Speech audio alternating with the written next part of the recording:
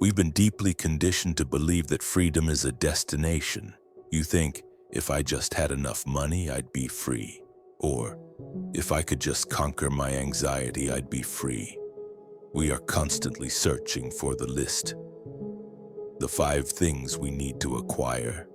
Alan Watts saw this trap very clearly. He saw that the very act of chasing freedom makes us feel less free. It creates a tension, a chronic, low-grade anxiety that runs just beneath the surface of our days.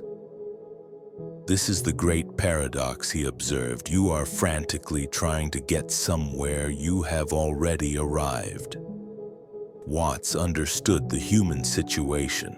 We are taught from birth to carve out a separate skin-encapsulated ego. This ego is told you are separate from the world and your job is to survive and win against it.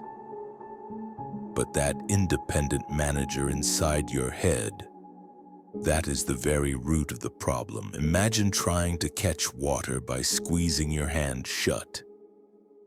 The tighter you clench, the more water runs through your fingers. You are left with nothing but effort and tension. This effort, this striving to become free, creates the profound, suffocating sense that you are currently not free. The greatest prisons are not made of stone and steel. They are made of ideas, of certainties, and of the frantic search for a key that isn't needed. What Watts suggests is the ultimate counterintuitive move. The most important things in life are not things at all. They are not achievements. They are simply 5 profound ways of seeing. 5 illusions that must fall away before you can finally notice what he knew all along. You are already free. The list, then, is not what you need to acquire. It is what you must surrender. The only 5 things you need to be truly free. 1. The surrender of control. The first thing you must drop is the deeply ingrained belief that you are the captain of your own fate in the way you imagine. You believe you are this little I navigating a vast random universe, constantly pulling the levers, trying to steer the ship, trying to force the river to flow in the way you think is best.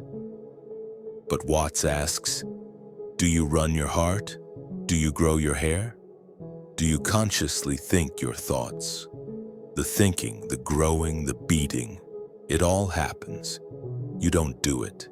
You are the space in which the whole universe is doing its thing.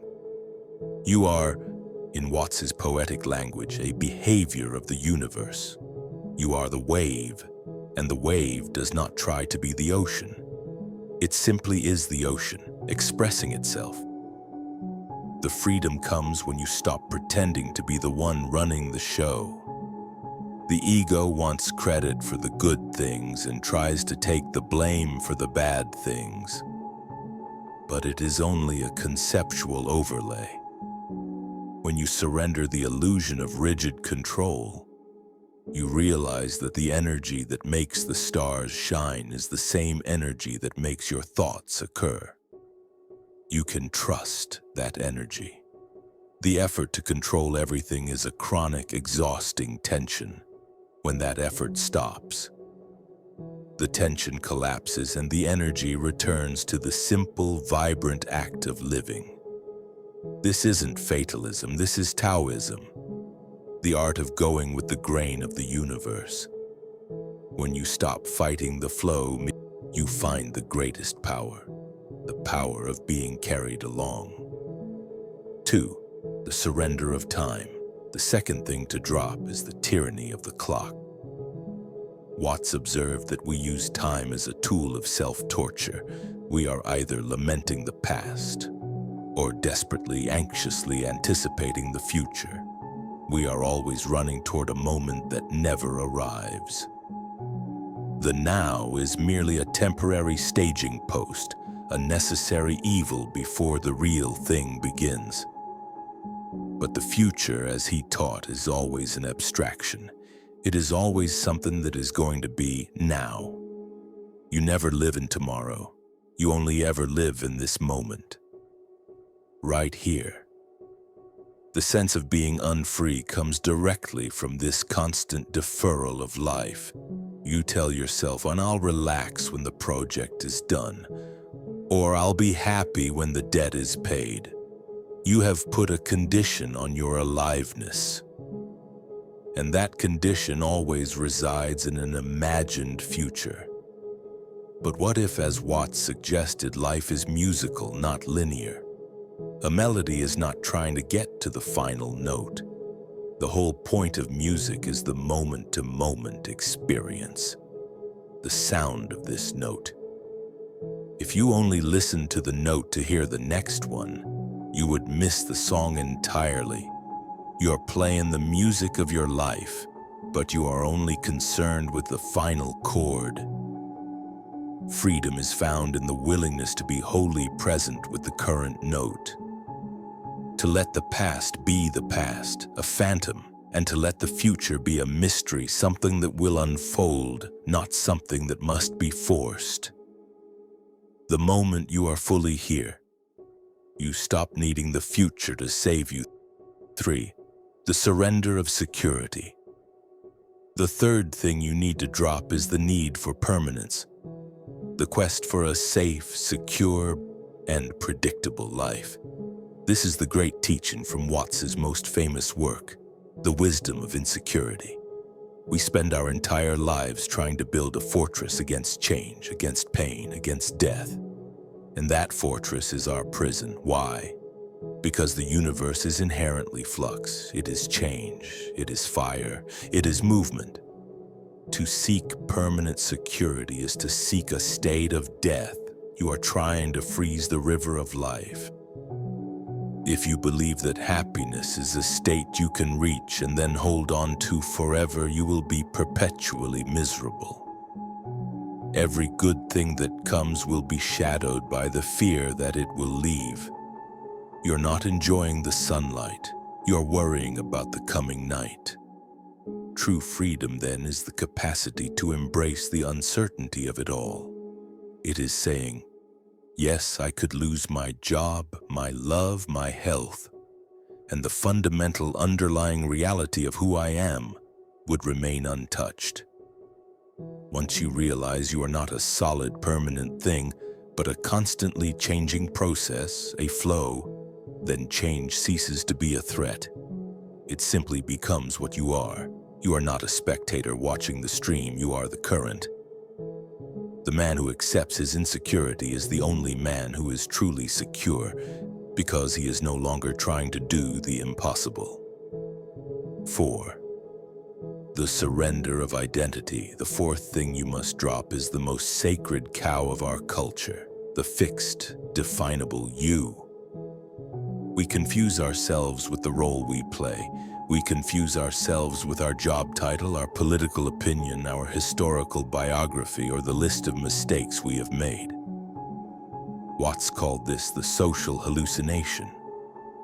Society requires you to be a consistent, predictable character. And we play the role so well that we forget it's a role.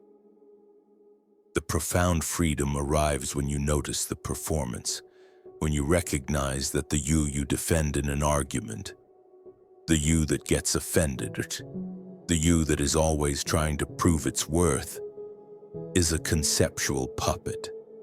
Alan Watts would often say that the self is simply a set of habits, a bundle of ideas that cling together. The universe, the real you, is what watches the ideas come and go. This is an invitation to realize that you are not required to be the same person you were yesterday. When you stop defending the ghost of your past identity, you are free to respond to the present moment without the heavy anchor of self-image. Freedom is the realization that you are not your thoughts, you are not your feelings, and you are not your name. You are the infinite, unnameable field of awareness in which all those things arise. When you stop taking the mask so seriously, the play becomes fun again. 5. the surrender of meaning. The final thing you need to drop is the desperate, overarching need for life to have a profound, capital M meaning. Our culture is haunted by the belief that life must have a purpose, a preordained grand plan. If we haven't found it, we feel lost.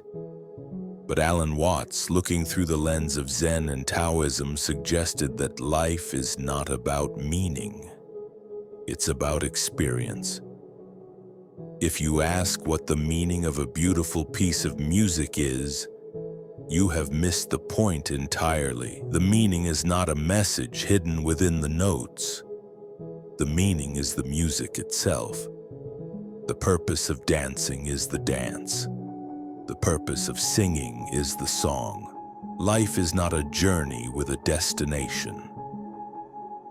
It is a dance. The freedom here is immense. When you stop demanding that life serve some external cosmic purpose, you are suddenly free to enjoy it for what it is, a spontaneous, vibrant, magnificent, and entirely pointless display of energy.